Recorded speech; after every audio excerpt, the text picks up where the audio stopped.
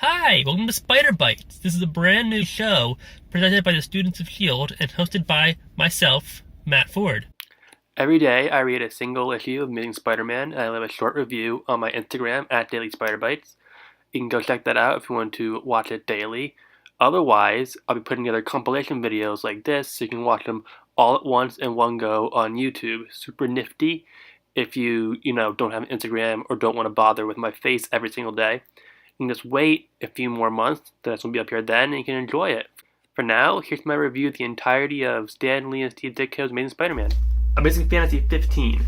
Stan Lee and Steve Ditko debatably created the perfect superhero origin with this one.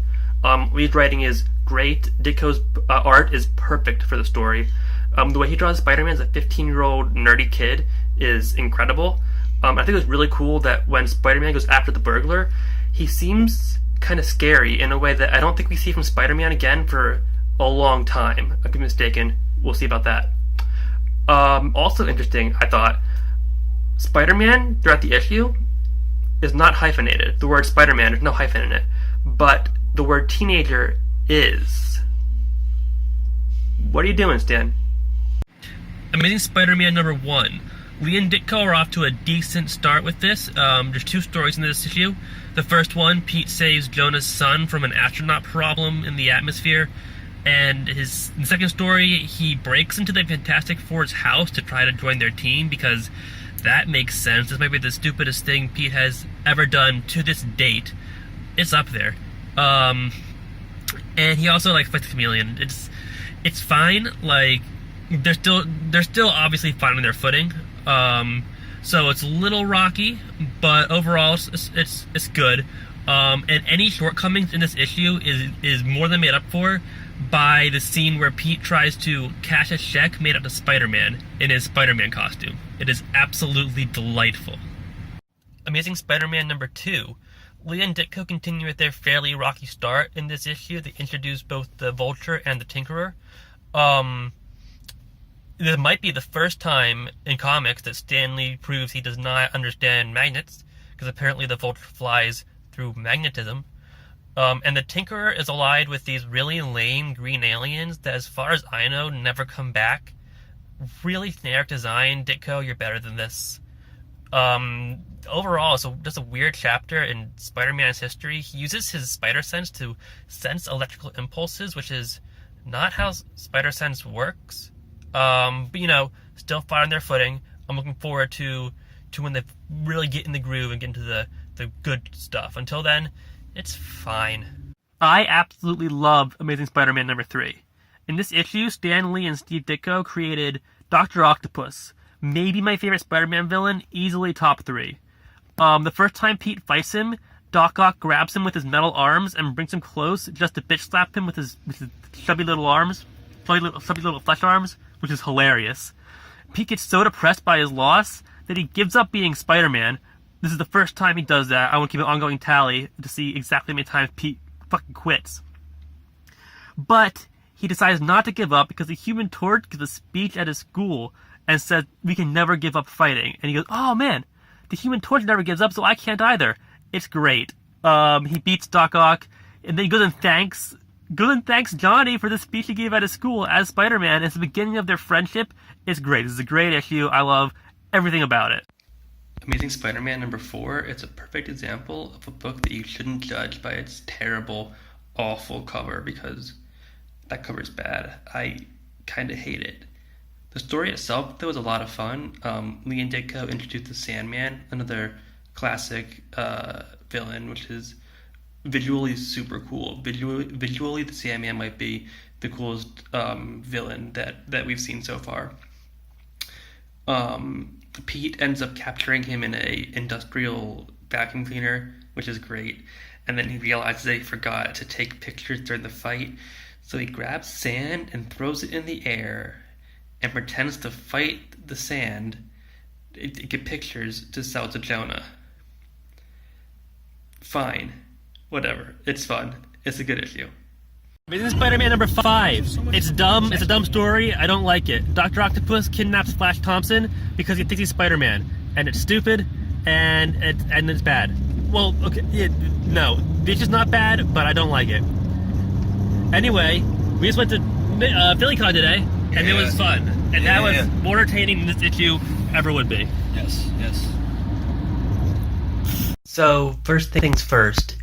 Yesterday I said Dr. Octopus kidnapped Flash Thompson when I meant Dr. Doom, which is significantly worse. It was a pretty dumb issue. Today we're talking about Amazing Spider-Man number 6, which is about the debut of the Lizard, who is another one of my favorite Spider-Man villains. Dr. Kurt Connors is actually one of my favorite supporting cast members, and I like the dichotomy between Kurt and the Lizard. So Pete gets flown down to the Everglades with Jonah to fight him, and they fight in an old Spanish fort, which is a really dynamic fight. It's a really cool scene, especially for 60s art, which at times can be static.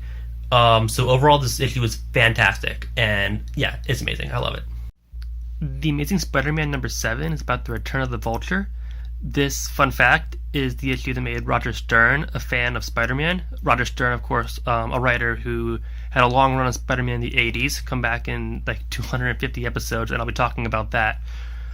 This is a good episode, a good issue to start with, I think. It's a lot of fun. The Vulture breaks out of jail and attacks the Daily Bugle, and Spider-Man has some great moments during that fight. The issue ends with Pete hiding under a desk with Betty Brant and having a little flirty conversation. It's a lot of fun. It's a really cute moment, and maybe my favorite part of Amazing Spider-Man, so far in the past 7 issues. I was a big fan of this. Amazing Spider-Man number 8, more Stan Lee and Steve Ditko stuff. The Living Brain is in this issue, which is a super lame villain. Pete fights Flash Thompson in the gym. They have a little brawl, like a boxing match, and Pete knocks him out and makes it look like an accident, which I guess is kind of fun. The Living Brain is super lame, but the battle is entertaining enough. And then there's a backup to this issue where Pete punks Johnny Storm for no real reason. Overall, it's fine. It's an average issue. We've definitely read better, but we've also read worse. So that's what I've got. Super Sperm. I kind of thought Amazing Spider-Man number 9 just kind of boring. This is the debut of Electro, who's not one of my favorite villains. He's just kind of fine. Electricity powers are fine. A lot of this issue is spent with Pete sitting in the hospital stressing about Aunt May's illness because she's in the hospital now for some reason.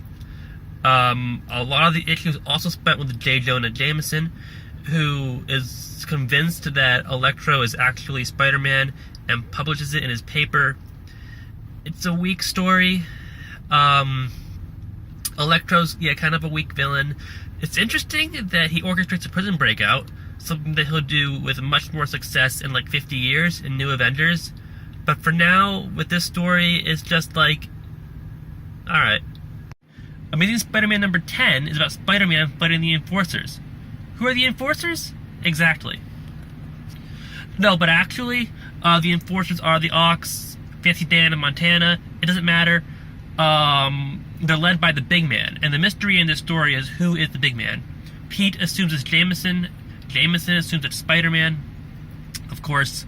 It's fine. What's interesting is Betty Brant's involvement in the story, because the Enforcers are pushing her for money for some reason, and she decides to run away to Pennsylvania, to a small town outside of Philadelphia. And so to get to her, the Enforcers kidnap Pete, because, they hang out. And Spider-Man beats him up, it doesn't matter. The cops come to get the Big Man, they find out who the Big Man is, and it's actually Fred Foswell. Who's Fred Foswell? Exactly. Amazing Spider-Man number 11 picks up from where number 10 left off, with Pete stalking Betty Brant to Philadelphia, more or less. He finds out that she is driving Doc Ock, freshly out of prison, to the city, because her brother Bennett is the lawyer for a mobster named Blackie Gaxton, and Doc Ock is breaking him out of jail to get money, like $100,000 from him. There's a really cool fight on a boat. It's my favorite fight so far in Spider-Man, between Dr. Octopus and Spider-Man, obviously. It's really dynamic, it's really cool. During the fight, Bennett Brant, Betty's brother, gets shot and dies, and he never ever comes back because he's dead. This is a great issue. You should read it. Amazing Spider-Man number 12 felt like Stan Lee scripted this in maybe 15 minutes. Like he went into work one day and said, "Hey Jack, how's Fantastic Four?" And he's like, "It's great. How are you doing on the latest Spider-Man?" He goes, "Ah, crap. I forgot about Spider-Man." It's basically an extended fight between Pete and Doc Ock. I like Doc Ock. I'm not a big fan of the story. He takes off Pete's mask because Pete was sick and couldn't fight him well enough. And he goes, "Oh, you're not real Spider-Man, you're Peter Parker." Fine.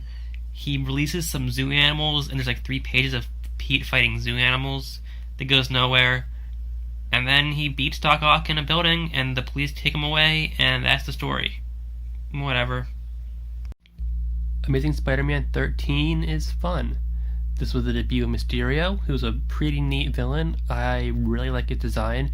It's interesting that in this first issue, his dome is already being referred to as a fishbowl, which I thought was a joke that came later. But no, it's in his very first appearance. In terms of story, it's pretty standard. Mysterio dresses as Spider-Man to frame him for crimes, turns the public against Spider-Man, and so Pete needs to bring Mysterio in to prove his innocence. It's pretty cookie cutter, but honestly, it's a lot of fun. I liked it better than last issue.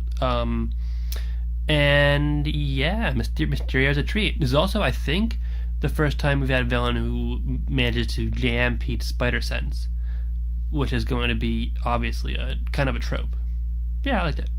I once had a dream that I had to describe the plot of the death of Gwen Stacy to somebody.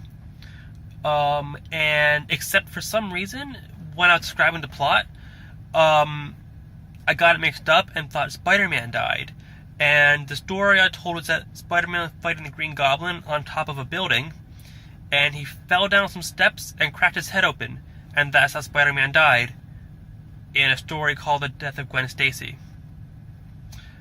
That is still a better Green Goblin story than Amazing Spider-Man 14. He works with the Green Goblin, works with the Enforcers, makes Spider-Man sign a movie contract. Then the Hulk shows up for no reason and disappears for less reason. The way Ditko draws the Hulk is terrible. The Green Goblin at this point is not an interesting villain. This is probably the worst issue yet. Amazing Spider-Man 15 is awesome. Don't get me wrong, it's kind of dumb. This is the debut of Kraven the Hunter, who can be a really cool villain and can also be a pretty stupid one. He shows up, he's like showboating because he's apparently a celebrity big game hunter. And the first time he fights Pete, he poisons him with some sort of nerve toxin that makes his hands shake, which doesn't seem particularly deadly, but it influences his life as Peter Parker, a high school student, and Daily Bugle photographer, which is always interesting to see how one life influences another. In their last fight, he puts these magnetic shackles on Pete's wrist and ankle, so Spider-Man has to hop around with his wrist connected to his ankle trying to escape Kraven, which is just hilarious. And yeah, it's a lot of fun. This is a great issue. Amazing Spider-Man Annual #1 is an absolute delight. This is the first Sinister Six story where Dr. Octopus recruits Kraven the Hunter, Mysterio, the Vulture, the Sandman, and Electro to fight Spider-Man one-on-one to weaken him down so that way eventually one of them will beat him. They kidnap Betty Brant because they know that Spider-Man has rescued Betty twice before, and they don't realize he's Peter Parker. They also kidnap Aunt May kind of by accident because she was with Betty at the time, and the whole time May thinks that Dr. Octopus is a sweet fellow, a grand gentleman, which is kind of funny.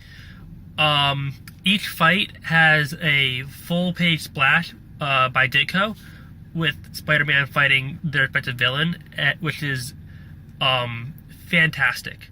It's so beautiful. Each one is great.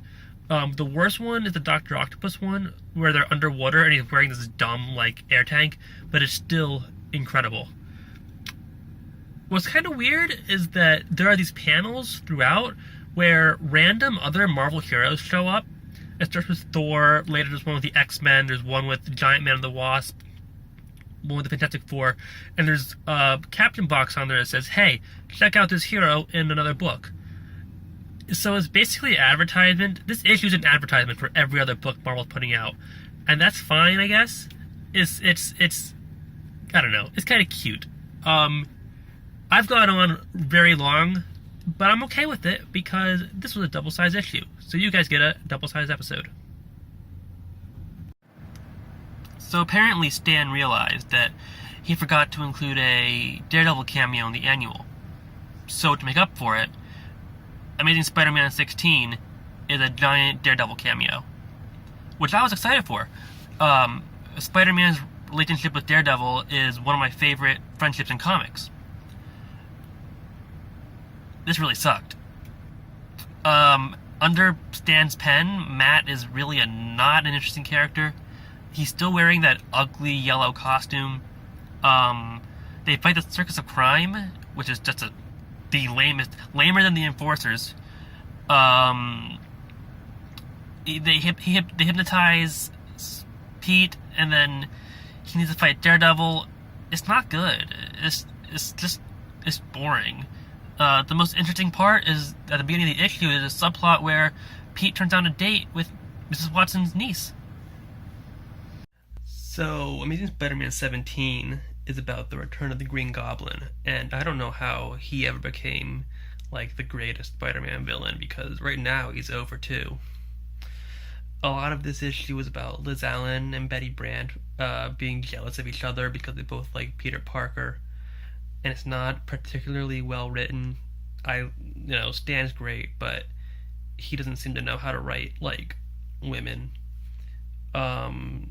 The Flash Thompson organizes the first meeting of the Spider-Man fan club, and Spider-Man shows up for kicks, I guess, and the Green Goblin attacks, and people think it's an act, but it's not, and he throws a frog at Spider-Man, which is kind of funny. I don't know if it's meant to be funny, but it is.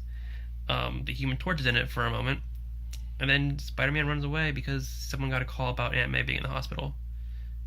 It's fine, I guess. Amazing Spider-Man 18 deals with the aftermath of Pete having run away from the Green Goblin at the end of last issue, because he had to go help out Aunt May. Aunt May is sick, and so he has not been Spider-Man in a while, and all of the public is turning against him, except for Johnny Storm, the Human Torch, and Flash Thompson, who's, his biggest fan. This issue is overall hit or miss. Some of it's not great. There's a moment where Flash Thompson dresses as Spider-Man to try and inspire the public, which is kind of weird. But some of it is really kind of amazing.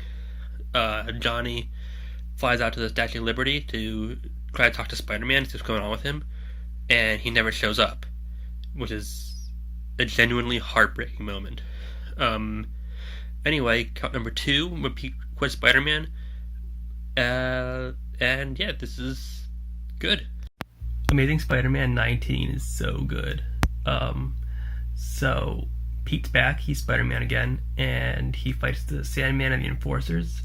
They kidnapped Johnny Storm, the Human Torch, and Pete frees him, and they fight him together, and it's a super cool fight. It's really neat to see Pete and Johnny, hanging out and being friends, even if it's while they're kicking ass, but it's cool.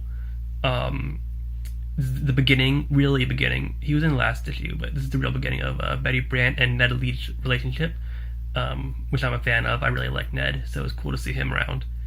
Overall, this is a great issue. I like it a lot. Amazing Spider-Man number 20 is the introduction of the Scorpion.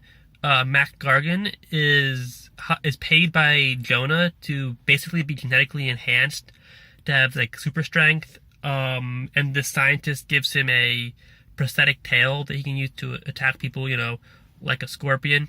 The costume honestly kind of sucks. At least the way Ditko draws it, I'm not a big fan of. But he's an interesting villain. He beats Spider-Man like twice in this issue. And then he goes to kill Jonah, and Pete stops him. And that's really it. It's a very straightforward story. Spider-Man versus the Scorpion. But it's fun. It's good. I enjoyed it. So, Amazing Spider-Man 21 is about the Beetle trying to get revenge on the Human Torch. What does that have to do with Spider-Man, you ask? Let me tell you, Peter Parker met Johnny's girlfriend, Doris, completely by coincidence, and returned her wallet to her when she lost it. And she was like, oh, Pete's such a sweet gentleman, I wish Johnny was more like him. Which made Johnny jealous. And then Pete was like, well, if Johnny's jealous of me, he'll be even more jealous of Spider-Man. And so he goes by Doris' house as Spider-Man and finds the Beetle there. So they fight, and then he fights Johnny, because Johnny, superhero misunderstanding like always. And they team up and fight the Beetle. And there's one panel where they both attack him at the same time, and they both yell, oh yes! And that's about how I feel with this entire book, is, oh yes. I could tell you how bad Amazing Spider-Man 22 is, but I think instead I'm going to read a few choice quotes. Oh, Peter, you must think I'm just a jealous, foolish female. Suffer in spider webs. What do I do now? I can't fight a female. He found me. My only chance is to take advantage of being a female. Hey, take it easy with that thing. I don't want to have to get rough with a female. I'll leave her to the law. They know how to handle big, bad females like that. To all you females out there, watch yourself. Spider-Man's coming for you. So, Amazing Spider-Man 23 is the first appearance of the Green Goblin. I mean, obviously not. We've talked about him before. But this is the first appearance of the Green Goblin as we know him today, I guess. The Green Goblin we know and love. He's got his pumpkin bombs. He's got his glider. He's not throwing frogs at Spider-Man. His plan is a little iffy. He's trying to take over the mob by taking out their leader, and he has Spider-Man basically do it for him. But his plan works too well, and the police get the entire gang, and so the Goblin doesn't the lead. It's a fun issue. Fred Foswell's back, and I don't care about Fred Foswell. I hope he doesn't stick around too long. But no, it's fun. I like this a lot, and I hope Green Goblin just gets better from here. So, in Amazing Spider-Man 24, Pete thinks he's going insane, and he's hallucinating, and this kindly psychologist named Dr. Reinhardt shows up, and he offers to look at Spider-Man because he's like a medical professional's dream patient or whatever. By now, I'm sure you already know what's going on, right? It's Mysterio. This is a Mysterio story. Dr. Reinhardt is Mysterio in disguise. He's a man wearing a mask of another man's face as a mask, I guess. And Pete pulls it off like he's a Scooby-Doo villain. And it's Mysterio. I mean, it's good. It's good. It's standard. It's what to expect. But I like it. Amazing Spider-Man 25.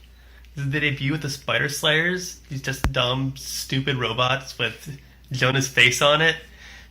Man, look, it's a pretty straightforward story. I don't hate it. It's just dumb. It's fun, I guess. I don't know. I'm personally not a big fan of Spider Slayers, especially the one with Jonah's dumb, angry face on it. So, like, it's fine, but I've read better. Amazing Spider-Man 26 is another weird one.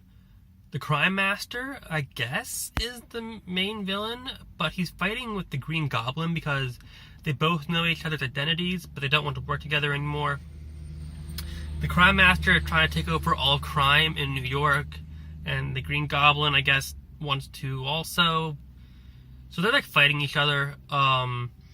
Pete's biggest problem is he doesn't have a Spider-Man costume because he had two suits. And they both got taken away, one by Aunt May and one by Jonah, and now Smythe has it. And so he goes and buys a Halloween costume, a Spider-Man Halloween costume, and he wears that and it's like coming up and stuff, so he has to web it down. It's kind of fun. It's also why when the Green Goblin beats him at the end, he can't take his mask off because it's webbed on. It's like, it's not bad, I guess. Another pretty mediocre issue. Yeah. Amazing Spider-Man 27 is a great example of my favorite type of Spider-Man story, which of course are the tales where Pete's life and the Spider-Man life are intertwined and connected to each other. He is still dealing with his costume being too small and like riding up, which is kind of hilarious. He fights some goons. He helps the police bring in the gang. The crime master gets shot and turns out to be a nobody, but it doesn't matter. Pete is wrong. He assumed the crime master was Foswell for really no reason, and he's not. And of course, Pete's fallibility is a huge component of his character. Also interesting, Pete sells his picture to the Daily Globe, a different newspaper, which I didn't think appeared for years yet. So this was a surprise to me. I really liked it. This is great. So in Amazing Spider-Man 28, Spider-Man fights the Multi-Man and who cares? Literally, it doesn't matter. That's not the point of the issue. The point of the issue, its last 3 or 4 pages, where Peter Parker graduates from high school. Jonah gives a speech, and then afterwards he meets up with Pete and Aunt May, and he starts hitting on May, which is kind of funny, now for 2 reasons. Not only is it, just kind of a humorous scene, but May later ends up marrying Jonah's dad, so... Anyway, Pete gets a scholarship to Empire State University, so he can go to college for free, which means we're about to very soon get into the college years of Spider-Man's life, and I'm very excited for this. You should be too. So, today I'm going to talk about Amazing Spider-Man Annual number 2, which, like the first annual, is a total treat. This is a team-up with Doctor Strange. It's honestly pretty straightforward. A bad guy named Xandu wants to get the wand of Watum. He has half of it. Doctor Strange has the other half. Spider-Man gets involved. Fairly straightforward, but it's a lot of fun. This is a great opportunity for me to talk about Steve Ditko's art, which is something that I've wanted to do for a while now. Ditko, as a co-creator of both Spider-Man and Doctor Strange, is really in his element here. You can tell he really loves doing the Strange stuff. And his art is better now than it ever has been. I've loved watching it improve issue to issue. From the fairly static art that began in Amazing Spider-Man number 1 to the really dynamic stuff that I'm reading now. It's great. It's so good. This annual is amazing. So, in Amazing Spider-Man 29, the Scorpion breaks out of jail, and then Spider-Man fights him, and then he wins. And it's over. No, really, that's all that happens in this issue. It's really straightforward. Let me see. Betty gets sick. Betty Brand is sick, and I guess she's officially dating Ned Leeds at this point, because Ned is helping take care of her, and that makes Pete really jealous. Also, May gets faint and kind of falls over. So she might be sick also, which, unless I'm mistaken, this may be leading into what is considered the pinnacle of the Ditko run. We'll see about that in a couple days. For now, though, this issue, it's good. It's whatever. It's good. In The Amazing Spider-Man 30, Spider-Man fights the cat. Not the black cat, the cat. A cat burglar. He's just a man who steals from people. He steals from Jonah. Jonah puts a $1,000 reward on his head. Spider-Man goes to get him. The police end up getting him. Jonah doesn't need to pay Spider-Man. That's the A plot, I guess. It's boring. It doesn't really matter. What's important is what's going on in Pete's life in this issue. Ned Leeds proposed to Betty Brant. That's exciting. I'm excited. I really like those two. Pete threw a fit about it because he's a child. And then there's a bit where Betty's like, "Oh, you're the man I love, but Who cares? Ned and Betty are I get they're going to be engaged, and they're going to be engaged for a long time, and I'm excited about that. And Pete's depressed. Really cool last panel with a Force Ghost Spider-Man keeping apart. It's great. Oh man, talk about an issue. Amazing Spider-Man 31. This is the beginning of the If This Be My Destiny story, which is widely considered to be the pinnacle of the Stan Lee Steve Ditko run, and we are off to a great start. So, Aunt May is dying. Pete briefly met Harry Osborn and Gwen Stacy. They're around. This is great. Don't really interact yet. Pete met them because he enrolled in college. Pete's going to college at Empire State University. He stops some masked goons who are stealing nuclear devices for a mysterious figure known as the Master Planner, who has like an underwater base. This issue is great. It's got everything from a Spider-Man story, and I love it, and I can't wait to see where it goes. Amazing Spider-Man 32 is the next chapter of If This Be My Destiny, and again, it's amazing. It's so good. So, Aunt May is dying. Peter is really upset, obviously, because it's technically his fault. The doctor found out he has some radioactivity in her bloodstream, which she got, presumably, when Pete gave her a blood transfer. And so he tracks down Dr. Kurt Connors and asks Kurt's help with finding a cure for her. He flies in this ISO-36 from the West Coast, which is stolen by Dr. Octopus, who is the Master Planner. And then Pete fights him and knocks all his heavy machinery down on top of him, and that's how the issue ends. With Spider-Man trapped on his machinery, and the river is starting to come in, and SO-36 is just out of reach. It's so good. It's so good. If you're only going to read one issue of the Stan Lee Steve Ditko Amazing Spider-Man run, make it Amazing Spider-Man number 33. In this issue, Spider-Man fights his greatest foe, a bunch of heavy shit. Which doesn't sound terribly exciting. At the end of last issue, Pete was trapped under a bunch of heavy machinery, and the beginning of this issue is him trying to get out from under it, because you have to get the serum to save Aunt May. And it is an amazing sequence that I really don't think I can do justice talking about it. This is one of the key moments in Spider-Man's history that comes up again and again, and for good reason. It's fantastic. Ditko's art is better than it's ever been before, and Lee's writing is absolutely on point. So, Amazing Spider-Man 34 is a pretty standard Kraven the Hunter story. Kraven's back in the States after he and Chameleon got deported last time we saw them. And he impersonates Spider-Man, which is interesting. This is not the last time we're going to see him impersonate Spider-Man, although that story is not going to be for a long time yet. He hunts Spider-Man, Pete fights him, wins, webs him up, leaves him to the police. Pretty basic. Betty Brant quit her job at the Bugle. So what's going on with her? I don't know. Guess we'll find out. That sounds sarcastic. I literally have no idea what's going on. Because you can get a job back eventually. I don't know what we'll see. We'll see. I'm excited. But yeah, this is fine. It was good. So, The Amazing Spider-Man 35 is about the Molten Man getting out of prison legally. And then Spider-Man fights him and puts him back.